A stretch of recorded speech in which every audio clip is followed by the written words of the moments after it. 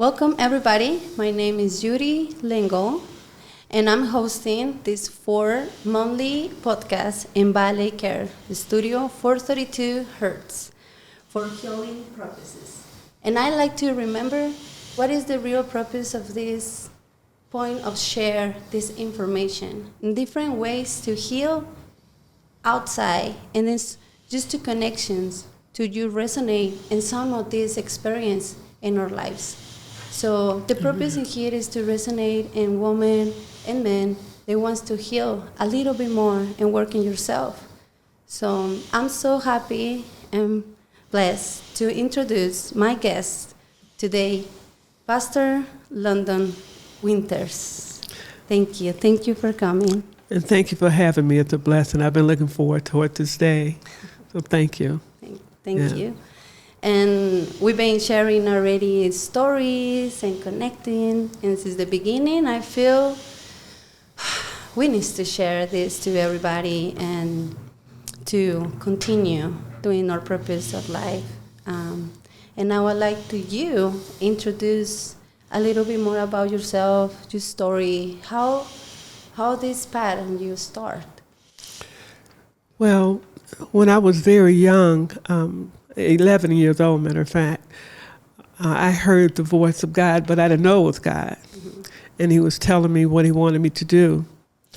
And being that young, and my family, they were Baptists, so they believed that women shouldn't be into ministry. But I told my mother, she said, no, God didn't tell you that, right?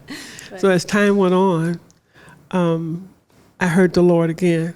And he said, go out and find my lost sheep, my daughters, and heal them. And I was afraid to tell my parents because they denied it before. But it got to the point I thought that if I told them this time, they would listen to me because it was 11 years later. Okay. And they still said no. And so the pastor, he said, women, there's no place in the Bible where it says that women should be ministering. So I just shut down, you know. But I still will hear God. I will have visions and this and that. So I ended up getting married, and I married a man that was in church, and he said he believed in women and the ministry, but he didn't. He was just telling me that because I told him what I was about and what I needed. And I ended up getting hurt. He shot me twice, right? With the .38, he shot me in the head here and in my arm. And I had a life after death experience. And that was one of the best things could have happened because it changed me and it made me really become a believer. Mm-hmm. And it made me also realize that what you think you can create, you don't have to necessarily speak it. So I started thinking through the process of the brush of death that I wanted to live and not die. But at the meantime, I learned that there is a heaven. Before I didn't believe it. I heard it, but I didn't believe it. But having that experience, it changed my life. It made me very sensitive and very open-minded. And it was a craving, a desire to help people, hurting people. And some people think when hurting is a physical thing, it's a mental, spiritual, and emotional, right? Exactly. So God has been using me to heal people. He works through me. I'm just a servant. Mm-hmm. Yes, and people have been healed from all sorts of diseases. And I have a ministry for hurting people. Mm-hmm. So if you have any more questions, because I really don't know what you want to know. No, yeah, totally. That speaks a lot about your purpose in life and everything. So you are living in Las Cruces, born in Las Cruces. You are from here. What is this church right now, here in Las Cruces? Well, right now I'm looking for a building. Mm-hmm. I have my eyes on one, but I'm waiting for my finances to come in because I would like to open a healing center. Okay. And also in conjunction would be a service. You know, I have service for people. In Michigan, I was well established and had been doing ministry. It'll be 31 years in October. And I noticed the difference between there and here. And living here, I love it here, and I love the people here. But because they're not familiar with how I move in the spirit, Right. sometimes they might think it's strange, and some people understand and some people don't. Mm-hmm. But that's okay. And I realize that we can't go by what people say or how they feel when you already know what your assignment is. Like, you know what your assignment is. Exactly. And people may not understand what you're doing, but there are certain people that's called to you, that's drawn to you, and assigned to you. So that's what really matters. And that's what I learned, that I can't satisfy everybody. I'm not supposed to, Yeah, you no, know? you have to. And I have a passion and a love for people, and I'm really sensitive. So therefore, when I see someone that needs help, usually they might think it's financial. But you can have finances and still be hurting, right? Exactly. We have learned how to hold on to the pain that we have and live with it and think that's our purpose and our destination. And I realized from me being delivered that journey that I was on, it was dramatic, but it was also a blessing. Mm-hmm. Because I learned that we have to be careful about what we say mm-hmm. and how we think, because we create our lives. We do. And a lot of people, like they say, the tongue, it can destroy, it can bring life or death. Mm-hmm. I realized that because during the time when I got injured, I couldn't talk, but I was trying to recite the 23rd Psalms. Mm-hmm. And I couldn't, but I thought it. I heard it in my mind. And that's really what saved my life. I really think that had something to do with it, because once my spirit left my body, exactly. I wanted to stay where I was at. It was the light of God was so powerful, so beautiful. And it was drawing me to it, and I could feel the pain leaving my body. That's when I learned that love conquers all. Yes. You know? Yes. And as I was going into this light, I wanted to stay there. And then on the right side, I saw this mammoth crystal wall. It was shining like diamonds. And I was so excited. I said, I want to go over there. Mm-hmm. And then I saw a man from the head to his shoulders, a profile of him passing through. And when he passed, he went behind this crystal wall. Mm-hmm. And I was saying, I wonder who that is. So I wanted to stay where I was at. Mm-hmm. But when I looked down and I could see my sister crying, and I could feel her tears was on the back of her hand, and I could feel it in my heart. That's when I realized where I was at, and I looked at the light, and I said, God, I'm not ready to go yet. I want to go back and make sure that my ex do time and that I can take care of my sister. Mm-hmm. And I actually felt my spirit come back up, and I was on my back, and I felt the impression of my spirit go in my body, and I started breathing again. Wow. Another blessing is that God hid me where it looked like I was deceased. Mm-hmm. And my ex-husband, at the time, he said he wanted to be intimate. And my sister said, you can't mess with her now because she's deceased. God had covered me where it looked like I was deceased to protect me. Oh, wow. And during that time, I had cramps all over my body. I wanted to move, but I was afraid to move. I wanted to breathe, but I was afraid to breathe, so I did it real slow. And what happened, he ended up raping my sister instead. That was devastating. Mm-hmm. Even in that mindset, I thought that I was strong enough that I could get up to help her, but I couldn't. But my mind said I couldn't, but my body wouldn't move. Yes. And the blessing is that he did rape her.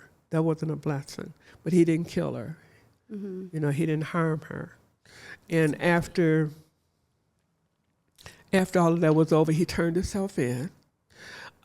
He got they say for 3 to 15 for attempted murder, but he got off in 3.5 years. So fast. Right? Oh my gosh. And for 11 years after he got out, I lived in fear because I heard he was out, and he said, the message was, you think you died, but this time when I see you, I'm going to kill you, because he didn't want me to divorce him, and I did. Mm-hmm.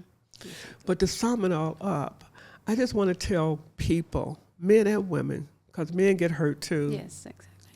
You cannot let your past experience become your destination and your purpose. And I realize in everything that we go through, there's lessons and blessings. But the trauma gets in the way, and we let that lead us, as opposed to being still and saying, what did I learn from this? And what am I supposed to do with what I learned? Yeah. So now I know that anything, whatever your purpose is, it won't leave you, but you can leave it. Because you may not want to accept what it is because your mind is saying you need to do something else. So I've learned how to be still in the midst of chaos and in confusion. And the journey was a blessing because I'm still here. And God has blessed so many people through the experience. So it was all for his glory. Yes. And I know people would probably say, how can that be for his glory? Because I'm living because of him. It wasn't my choice. He wasn't through with me yet. Yes, exactly. And we have to realize that whatever we go through, there's a purpose. And what is your purpose? I mean, are we not doing what we're supposed to do because somebody don't believe in our assignment?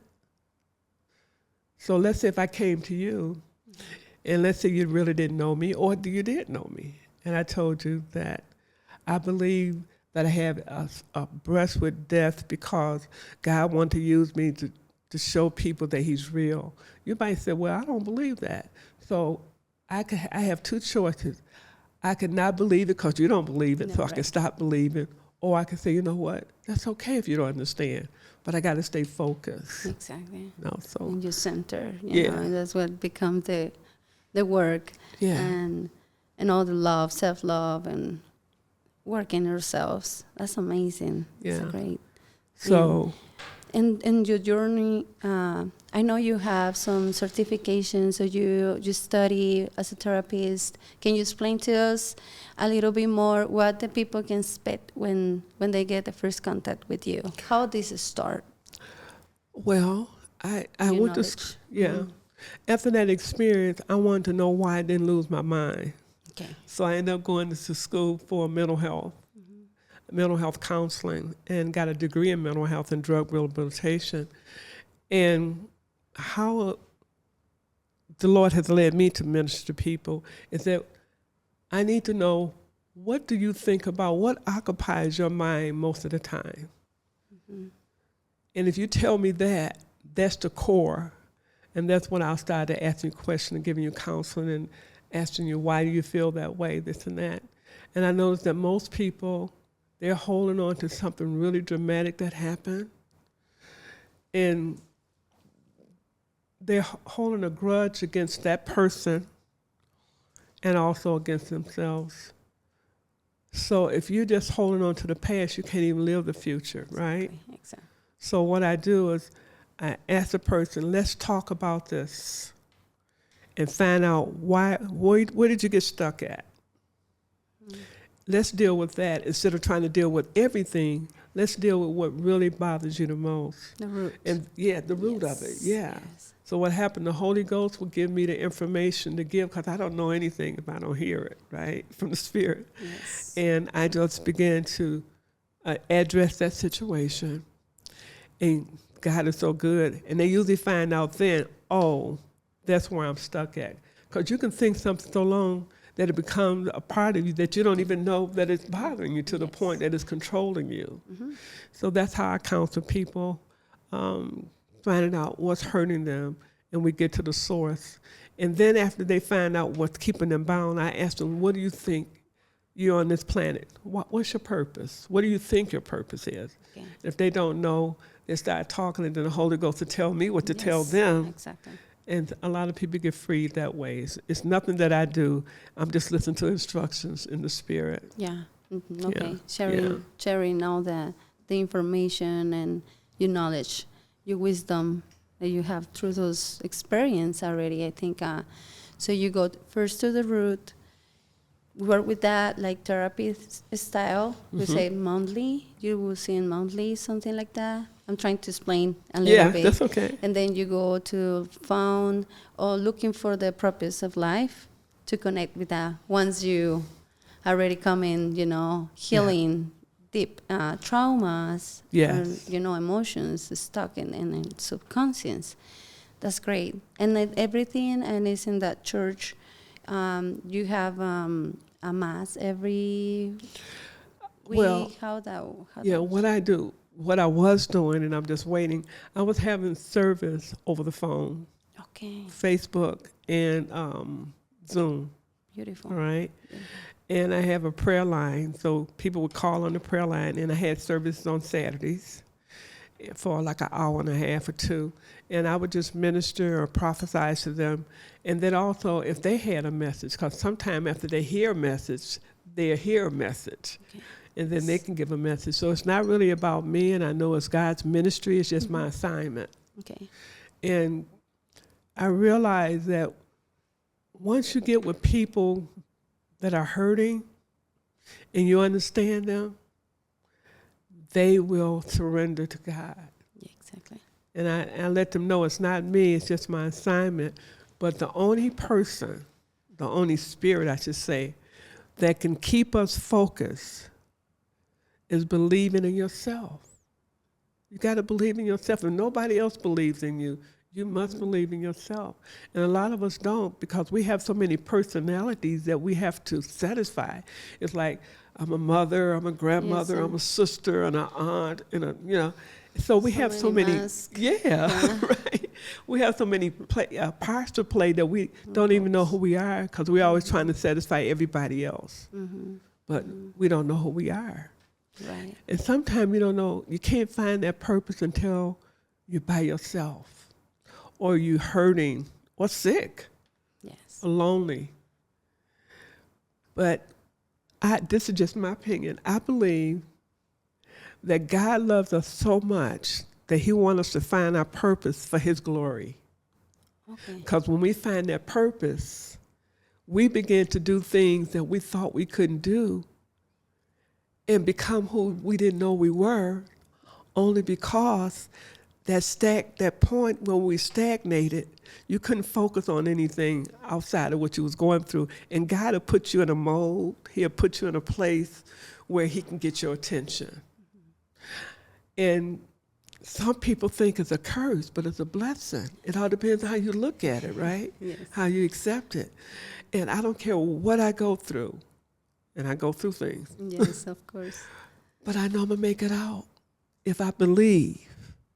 If I believe, I don't care how bad it is, it's always a purpose, and it's always a blessing, and it's always gonna be a breakthrough. Amen. I gotta be patient and wait and not change my mind because it's not working the way I want it to. Another thing I learned is that God will give you what you need, not what you want all the time. Exactly. I agree. You know about Yes, that? Yeah. You'll ask for something, he'll give you something else because he knows what we need. But a lot of times we miss our blessing because we don't take that need as a blessing. We still want what we want. So we end up not getting what we need. You say, oh, that was kind of hallelujah. And that's a really good point. And actually adding a little bit, I think it's true. They give us what we need for this present moment. Even if, for example, we asking for money or for love, and they bring me, I don't know, my father relationship or with my sister that I need to fix, and you say, no, I'm asking for money, But I think this because we need to go first healing these things that he's saying right now. Yes. And then you will get that result. Yes. But with the trust, even if you don't see it, it's a feeling that I trust. This is what I need to heal, what I need to see as a message, and learn about it. Yeah. I totally I agree and always pray about accept what it is in the moment and know what you want. Because, we ask a lot and we receive what we need from him. Yes. In connection. Yeah. Amen. That's Amen. great. Yeah. Another thing, have you noticed this? That someone can tell you how they see you, and if you don't know who you are, you try to become who they said you were. Right. You're saying that you have a perspective of me, but it's not me. Yes. Right. But because And you don't know who everybody. you are, you try to become who I said you were. Exactly. Yes, I understand that. It's crazy, but it's Yeah. right. Yeah. And we copy, and I think that's how our children grow. Oh, well, we grow, and copy mom and dad and this example. Yes. And I agree. Yeah. And then in my path as well, and taking this mask of the mask of my father put, my mother, and Yes. and in the end, it was just my little girl and me. Like, I don't know who I Right. am. Yes. That's so true. So we become other people and don't even know who we really are. Mm-hmm. Yeah, I remember my aunt and uncle, they wanted me to be a doctor because their son was a doctor. Okay. And I couldn't see it, so I said, well, I'll be a nurse. But when I started college, I was looking, I said, no, that's not me, right? They was disappointed because I didn't want to go to school for that. So they really kind of pulled back from me, and that hurt. Yeah, of course. Because they were like parents to me. That really hurt. But I had a choice. I could have sacrificed and went to school to get back and get their good grace and do what they wanted me to do, or just be free. And I had a choice. I realized then that I was trying to satisfy them, but I didn't really know what I needed. So I was searching. And that's what people do, men and women, especially women. We look for love in all the wrong places because we don't really know what we need. It's a good time, especially what's going on now, to spend time with ourselves. Be still. Spend time with God and say, what is it that you have for me? What do you want me to do? What is my purpose? What is my assignment? And all of us have an assignment. Yeah. And some people look at what they've been through, hard times, been in jail, been molested, raped, whatever, and they get stuck there. But for you to still be here, God is not through with you yet. It's something else that he has for you. It's your purpose. It's your destination. And a lot of people, because we all fall short of the glory of God. There's no perfect person. But think about all the people that are even listening to us right now that have a purpose and they don't know it. Mm-hmm. And they think that their experience is their destination. It's not. It's just an experience. It's not their purpose. And I'm praying and hoping that we as a people will wake up and quit sleeping and realize that our experience is not our purpose, and find out what your purpose is, so that you can be fulfilled. Yeah. It don't take money. It takes peace and love. Yeah, more value than money. Right, yes. It has peace and calm in these times. Yes. So I'm praying. I pray for all people, and I love it that God put us together. See, it doesn't matter. Another thing, a lot of people hung up about race. It's only one race, a human race. And when we get to that point and become together, because the time is coming, sister, when we're going to need each other. It's people, like I don't even know my neighbors. Yeah. And I didn't know that our neighbor knew me until I was at the store last week. And he said, "You're my neighbor." I said, "Really?" He said, "Yeah, I live right across the street from you." I didn't even know it. And he introduced himself, this and that. And I was glad because I've been there for 5 years. Wow. And I don't know my neighbors. They go in and they come out. Nobody's, they're nice, but they're not friendly. Yeah. I wave at anybody, cats, dogs, animals, it doesn't matter. Yes. I love everything and everybody. Mm-hmm. But I'm saying that we need to know each other. We need to start to helping each other. And this, I have to say this. God has been telling me to tell people to start to buy as many seeds, good soil, get their bodies together, because what's getting ready to happen, we're not going to be able to eat the food that we've been eating or purchase the food we've been purchasing.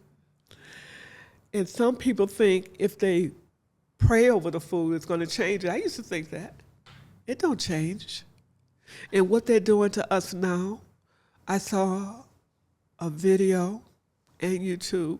They said that they're trying to get rid of black people, Spanish, and Christians any way that they can.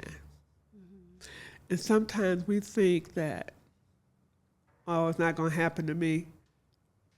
So we don't do anything. We don't prepare. But we need to prepare. Right. So that's why we need to be still, listen. It's like, I love it here. You have a healing center. You have a place where people can come and find out where they're at and where they need to be. Women have a essence and a power and a presence that they very intuitive. And it's not to take away from men, but God birthed us to be very intuitive and passionate because he wants to use us to heal the people, to help heal the land. The land. And when you told me, and I first came here, and I experienced the atmosphere and heard your journey and your story, it was like, oh, wow, I met somebody else Yes, that can I'm do not this, that's alone. got this. I'm not by myself, Yes, you know? exactly. Because I meet a lot of people here, but they're into religion, they're into church. But what about the people? What about the soul of a person? What about helping them rise up and become kings and queens and healers? And, you know, that's what this journey is about, for us to help people. So I'm just glad to be amongst the living and to be on this journey, you know? Yeah, I feel the devotion in you and this energy, and I'm so excited to like share, and even your company, you know, you're sharing this energy and your faith and your belief and what and that simple energy is already healing who is close to you, and that's I know because even as a business. Wise, you know, the energy moves and depends a lot about the owner, about who's management and who's the energy of that person, and then the business goes better or not, you know. Yeah. And Yeah. I think I relation frequencies and everything, and even your presence give me peace and calm and a lot of knowledge. I know there's some like, you know, I understand, and give me honor. It's a respect. Let's do this together, like you're saying, two women with two different ways to heal. But if you resonate with her story or with my story, it's perfect because we are different. And like you're saying, these three kind of persons now, I see that message more that are looking for stop the awakening that comes from our ancestors, and it's really a memory ancestral. It's way before the humanity. It's back to the nature, back to grounding, you know, and back to your center, the spirit. And money, love, it will come automatic. You're right. But at the sometimes say, no, but you're not struggle with rent like me. I know. It is hard. But we need to create and cultivate this emotion. How? Go together with you, together with me, together with this community that we are open to share, and then start raising your vibration and positive things. And when you feel resonate, because there's so many different ways to heal. It is. And I have a question. As a tools, more because we are humans and we wake up in the morning. I always love to talk about this, your routine in your life. Can you explain to us what kind of tools or what kind of routine you have to continue be that simple you need? Okay. Well, the first thing I do is when I wake up, I thank God that I was able to open my eyes. Thanks. All right. And I lay there and I try to feel what I need to feel. I close my eyes and I just be still. And if I feel a little pain, I start praying about that area. Okay. And after I get up, I do get on my knees. I have a prayer pillow. I get on my knees, not all the time, but most of the time. Okay. I get on my knees and I pray. I thank God that he woke me up. I thank God that I have strength, that I still have my mind, that I can still hear. I just thank him, give him praise and glory. And then I started praying for people on my prayer list, praying for peace in the world, praying for God to touch us and to save us. And I pray for New Mexico all the time. Yes. all the time. And after I finish praying, I thank him. Even if I have to ask God for something, I thank him like it's already done. All right? Right. I said, thank you, God. Important. Because I know he's going to do it. He may not do it when I need him to do it or want him to do it, but I know he's going to do it. Yes. And I get up and I take my little shower, or I wash up and I get dressed. And I go to my phone and I see there anybody I need to call to return. If not, I don't eat breakfast. Okay. You know, You're fasting then. Yeah, Okay, yeah. I don't eat beautiful. breakfast. I think, this is just my opinion, I don't think people need 3 meals a day. I think that the manufacturers have made us think that they do all this advertising because it's money for them. But I think that we overeat. I think that we should eat when we're hungry. I think that we should have more fruits and vegetables. I don't think we should eat meat because we flesh is flesh, eating flesh. And I believe that illnesses occur from animals because we're eating something we shouldn't eat. I think that we should fast. I fast every day. I eat about 3 o'clock. Nice. Every day I fast.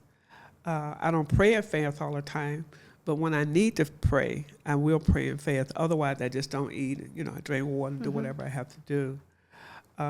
I do take a cleanser once a month. I think that we should cleanse our bodies out Yes. from all the toxins in the food that we eat. I walk at least once a week over at the mall. I walk a mile or two. Yes. I'm 79 years old.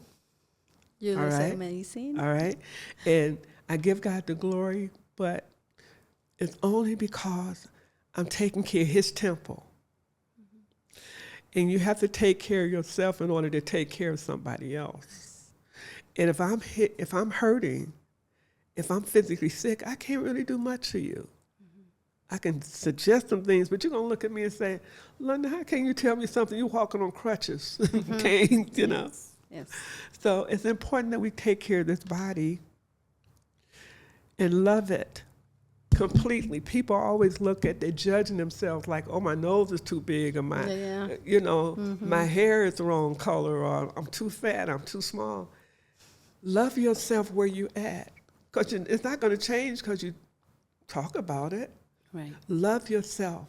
And we need to look in the mirror and say, I love myself. I'm complete in God. I love who I am. And when you love yourself, you can love other people. Exactly. If you don't love yourself, I can't love you. I can't. I can pretend, but you can see through that. Yes. Right? I don't feel it. It's not feeling. Right. I totally agree. Yeah. My routine, a lot of self-love. Yeah. In the beginning of the day, and you know, gratitude and humble and simple. Yeah.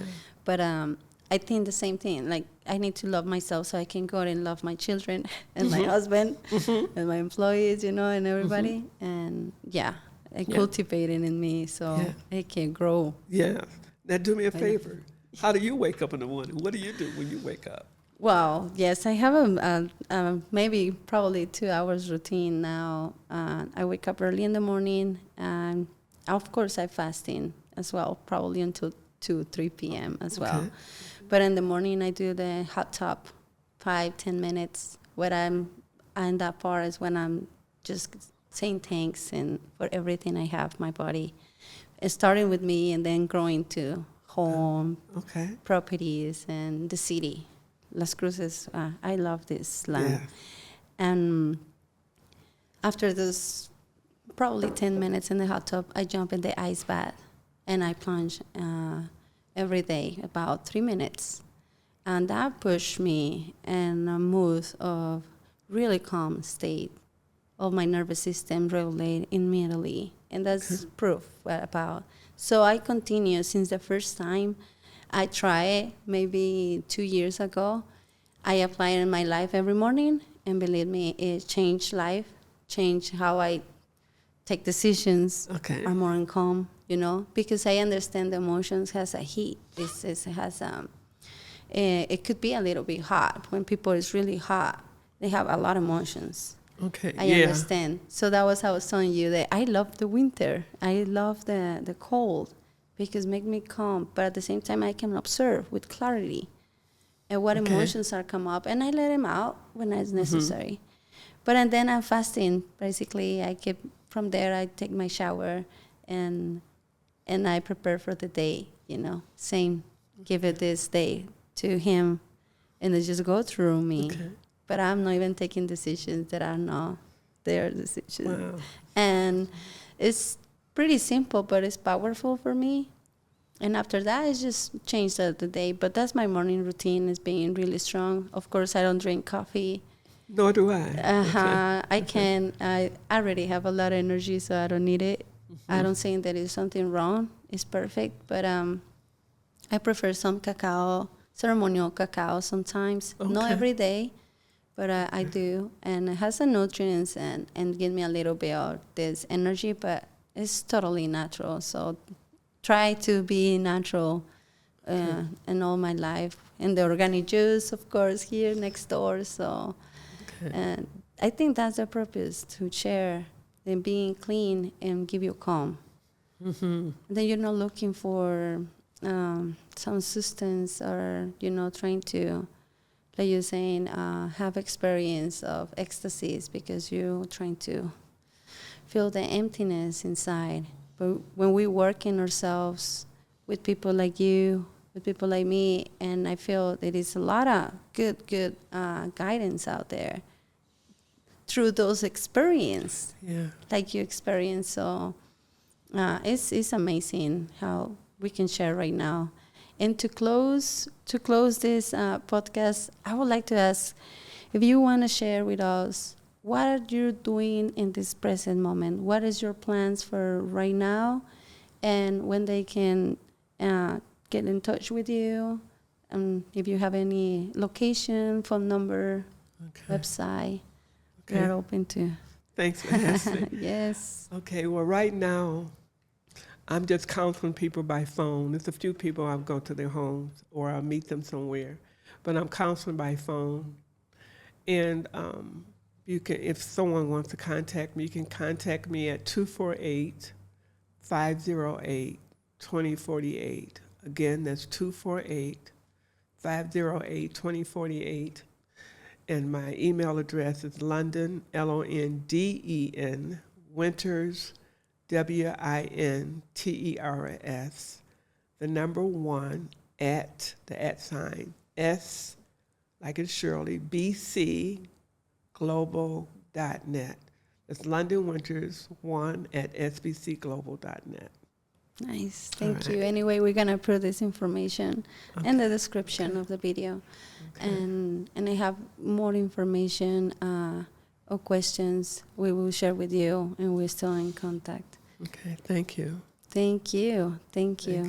And I close this space saying thank you very much to everybody listening to this podcast that is coming from our hearts, and to give this and share this experience of life. If you resonate on Pastor Londen Winters, or in myself, or even in somebody else, we just invite you to looking for inside of yourself, where are the answers. Thank you very much. Thank you very much. Thank you. Thank you very Bye-bye. much.